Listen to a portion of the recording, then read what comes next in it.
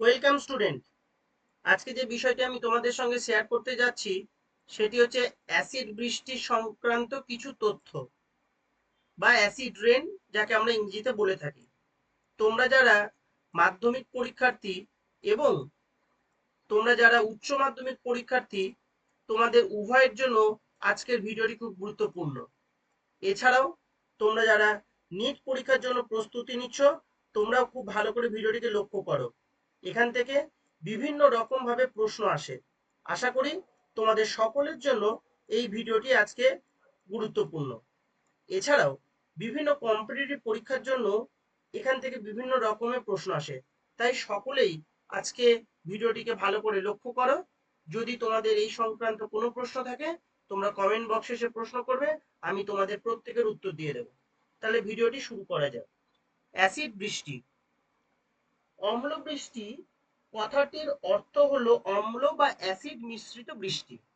Acid বৃষ্টিকে আমরা আবার কি বলি? অম্ল বৃষ্টিও বলি। এমনকি বৃষ্টির জল সামান্য অম্লধর্মী হয়। এর মূল কারণ হলো বায়ুমণ্ডলের কিছু গ্যাস বৃষ্টির জলে দ্রবীভূত হয়ে বৃষ্টির জলকে মৃদু অম্লধর্মী করে। তবে বৃষ্টির জল অতি সামান্য অম্লধর্মী হলে তাকে অ্যাসিড বৃষ্টি বা অম্ল বৃষ্টি বলা হয় না। প্রত্যেকটা জিনিসেরই একটা নির্দিষ্ট পিএইচ থাকে। কার কত পিএইচ, কোন তরলের কি পিএইচ, সেই সংক্রান্ত একটা চার্ট আমি এই ভিডিও শেষে তোমাদের সামনে উপস্থাপন করব। আশা করি তোমাদের সেটা ভবিষ্যতে খুব কাজে লাগবে। তাহলে আজকে ভিডিওটি এবার শুরু করা যাক। বিষয়টা কি না, বিভিন্ন কলকারখানা থেকে উৎপন্ন SO2 এবং NO2 বাতাসের জলীয় বাষ্প এবং মেঘের জলকণার সঙ্গে বিক্রিয়া করে H2SO4 এবং HNO3 উৎপন্ন করে। তাহলে SO2, এই যে SO2 আর NO2 কার সঙ্গে বিক্রিয়া করছে? বাষ্প, জলীয় বাষ্পের সঙ্গে অথবা মেঘের জলকণার সঙ্গে, দিয়ে কি তৈরি করছে? H2SO4 তৈরি করছে এবং কি তৈরি করছে? HNO3 তৈরি করছে, যা বৃষ্টির জলের সঙ্গে মিশে ভূপৃষ্ঠে নেমে আসে। তাহলে এই যে H2SO4টা তৈরি হলো, এই যে H2SO4 তৈরি হলো এবং HNO3 তৈরি হলো, এরা বৃষ্টির জলের সঙ্গে মিশে ভূপৃষ্ঠে নেমে আসছে। এই যে ঘটনা, এই ঘটনাটিকে আমরা কি বলি? অ্যাসিড রেন বা অম্ল বৃষ্টি বা অ্যাসিড বৃষ্টি। Acid rain or acid deposition is a broad term that includes any form of precipitation with acid components such as sulfuric or nitric acid, that means H2SO4 or HNO3, that fall to the ground from the atmosphere in wet or dry forms. That means H2SO4 and HNO3 fall down to ground from the atmosphere as wet form or as dry form. It may be wet form or it may be dry forms. This can include, that means it is a two form. It is a two form. One is dry form or another is known as acid form.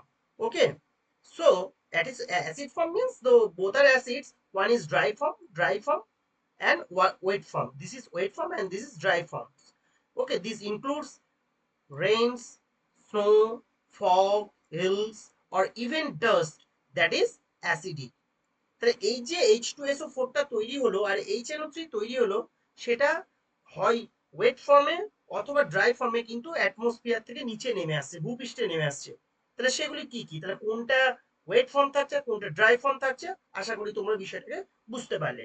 It may be includes this can include rain form, snow form, fog form, cells, or even dust forms. This is acidic if it is acidic in nature. Okay, now acid rain is due to simultaneous causing effect of H2SO4 and HNO3. বারবার কিন্তু দুটো কথা এখানে বারবার বলা হচ্ছে, H2SO4 and HNO3, of which H2SO4 is 60 to 70% and HNO3 is 40 to 30%. Okay, so the rate or the percentage of H2SO4 is more than HNO3. Percentage of HNO3 is 40 to 30%, and in case of H2SO4 60 to 70%.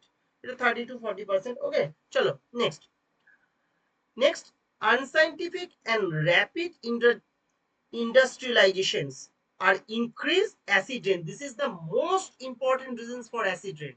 There are different reasons for acid rain. তার মধ্যে একটা উল্লেখযোগ্য অন্যতম কারণ হচ্ছে কি unscientific and rapid industrializations are the increase in acid rain.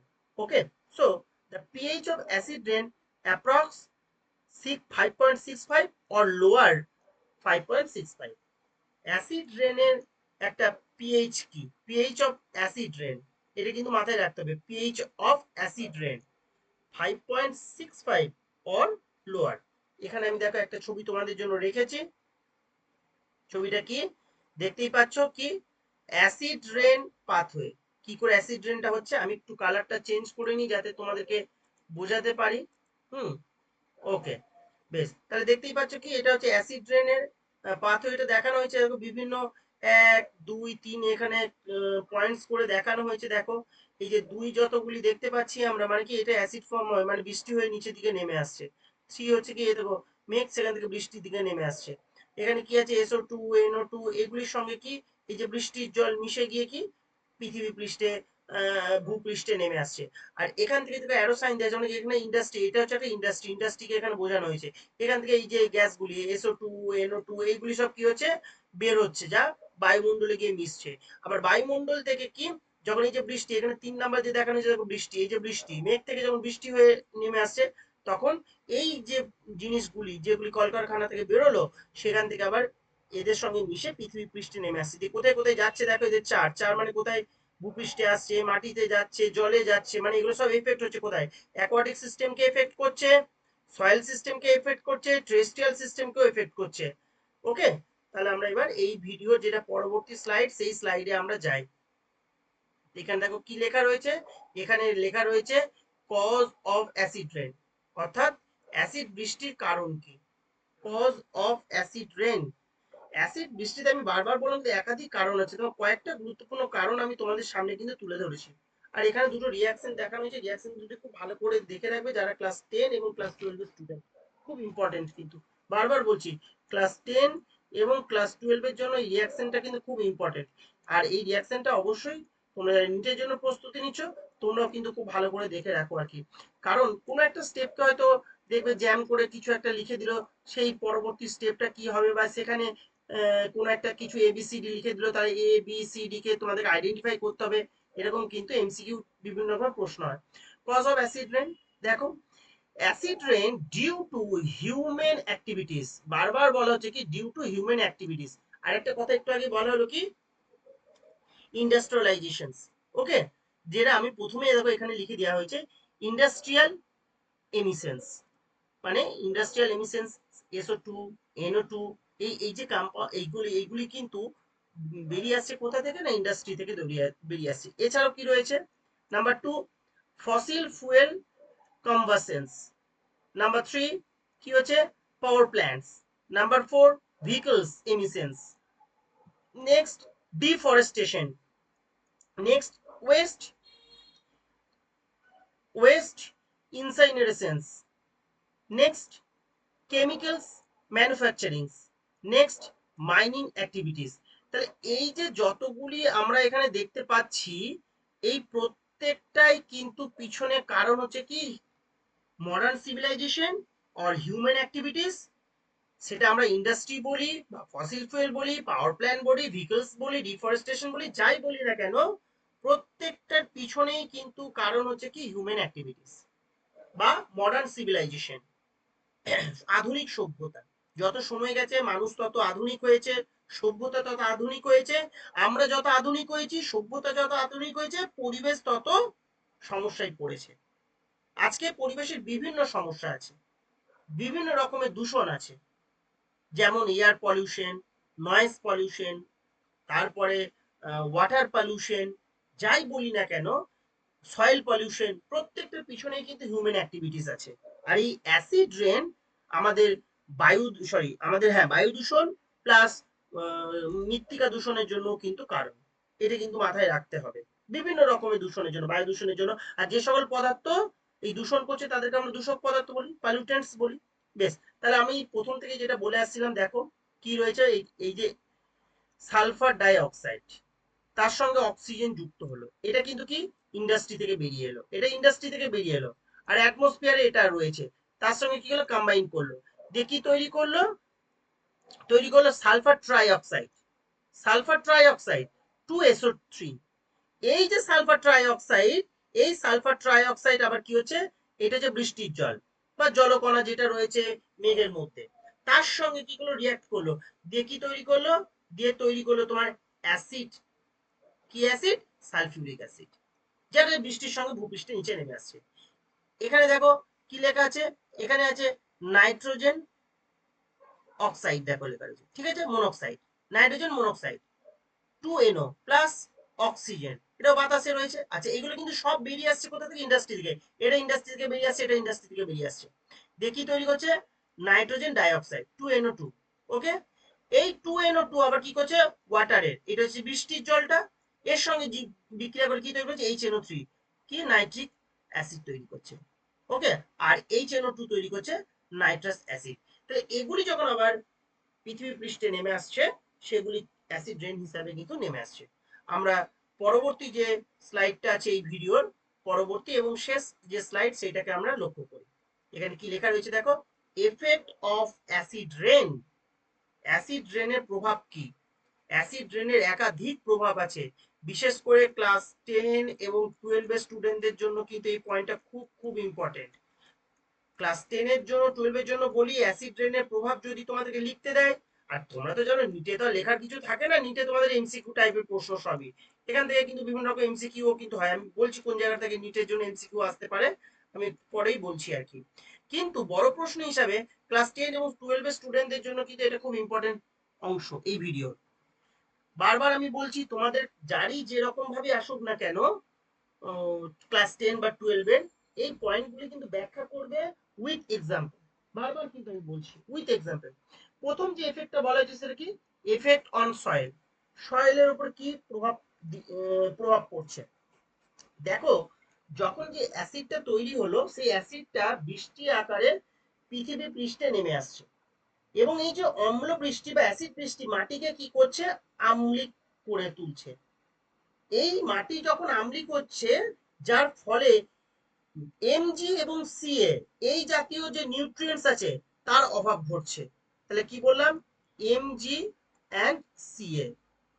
আচ্ছা, এখানে আমার একটু রাইটিং এর সমস্যা হচ্ছে মাউসটার প্রবলেমের জন্য।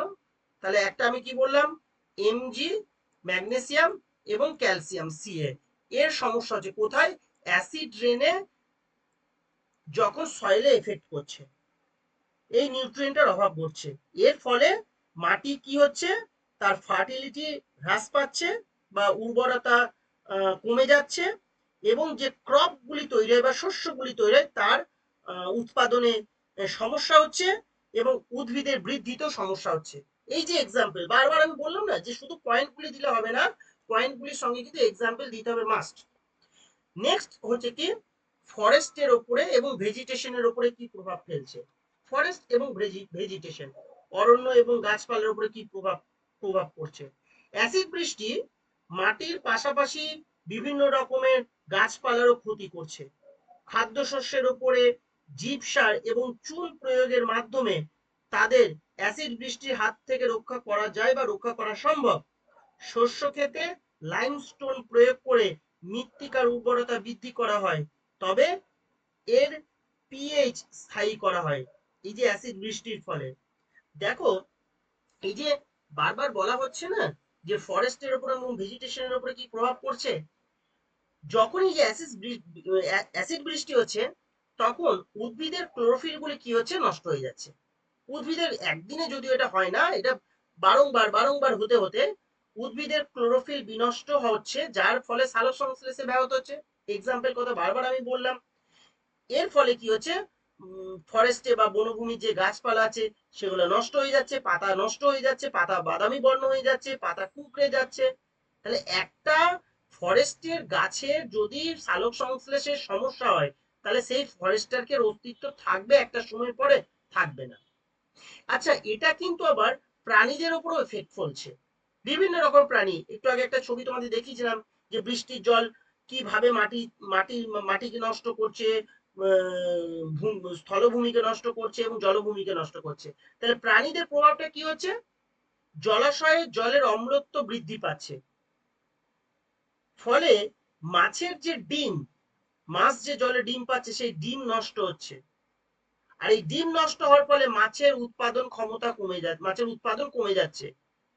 এছাড়াও জলজ প্রাণীর বিভিন্ন অসুবিধা হচ্ছে, তাদের মৃত্যুও ঘটছে, যার ফলে জলজ বাস্তুতন্ত্র সমস্যায় পড়ছে। Aquatic ecosystem. তাহলে aquatic ecosystem, forest ecosystem, land ecosystem সব কিন্তু অ্যাসিড বৃষ্টির ফলে কিন্তু সমস্যায় পড়ছে। এরপরে দেখো একটা পয়েন্ট আছে, হিউম্যান হেলথের উপরে কি সমস্যা পড়ছে। হিউম্যান হেলথের উপর কি রকম সমস্যা হচ্ছে? মানব স্বাস্থ্যের উপর অ্যাসিড বৃষ্টি যদিও সরাসরি কোনো প্রভাব বিস্তার করে না, তবুও আমাদের কিন্তু একটা জিনিস মনে রাখতে হবে, বৃষ্টির জলে অ্যাসিড অত্যন্ত লঘুমাত্রায় থাকে। সালফিউরিক অ্যাসিড, নাইট্রোজেন অক্সাইডের উপাদানগুলি অ্যাসিড বৃষ্টির সঙ্গে মিশে থাকে। এর ফলে যদি এই উপাদানের মাত্রা বৃদ্ধি পায়, তাহলে মানুষেরও কিন্তু বিভিন্ন রকমের সমস্যা হতে পারে যদি বৃদ্ধি পায়। এই অল্পতে কিন্তু হবে না, বারবার আমি বলছি এই সমস্যাগুলি। যদিও অ্যাসিড বৃষ্টিতে অ্যাসিডের মাত্রা যদি বাড়তে থাকে, সালফার ডাই অক্সাইডের পরিমাণ যদি বাড়ে, নাইট্রোজেন ডাই অক্সাইডের পরিমাণ যদি বাড়ে, তাহলে কি কি সমস্যা হতে পারে? আমাদের হার্টের সমস্যা হতে পারে, আমাদের হৃদস্পন্দনের সমস্যা হতে পারে, আমাদের লাংসের সমস্যা হতে পারে। এছাড়াও আমাদের ব্রঙ্কাইটিস বা অ্যাজমা জাতীয় কিন্তু রোগের লক্ষণ দেখা দিতে পারে।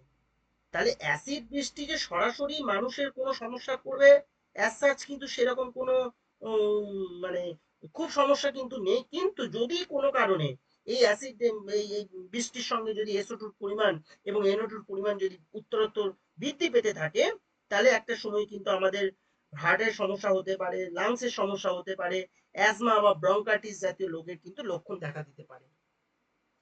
নেক্সট একটা দেখো, 4 নম্বর পয়েন্টে আমি লিখে রেখেছি, আদার্স অ্যাডভার্স এফেক্ট। এই আদার্স অ্যাডভার্স এফেক্টের মধ্যে আমি একটা পয়েন্টকে খুব জোর দেওয়ার জন্য লিখে রেখেছি, স্টোন ক্যান্সার। কারণ ক্লাস 12 বা 10 এর জন্য স্টোন ক্যান্সার কি খুব ইম্পর্টেন্ট। স্টোন ক্যান্সার খুব কিন্তু ইম্পর্টেন্ট। তাহলে স্টোন ক্যান্সার কি? মার্বেলের,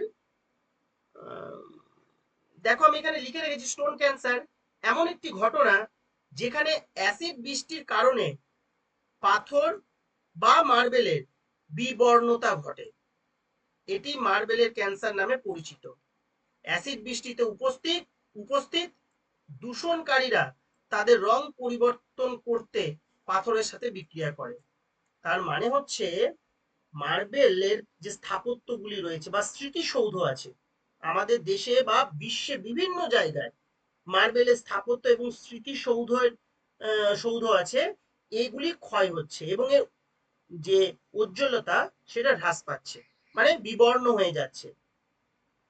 এক্ষেত্রে মার্বেলের মধ্যে ক্যালসিয়াম কার্বনেট, যেটা আমি রিয়াকশনে দেখিয়েছি CaCO3, এই যে CaCO3, এটা হচ্ছে কি, এইটা হচ্ছে তোমার মার্বেলের ক্যালসিয়াম কার্বনেট, যেটা H2SO4 মানে অ্যাসিড বৃষ্টি তার সঙ্গে বিক্রিয়া করছে এবং বিক্রিয়া করে কি করছে, CaSO4, CO2 এবং H2O তৈরি করছে।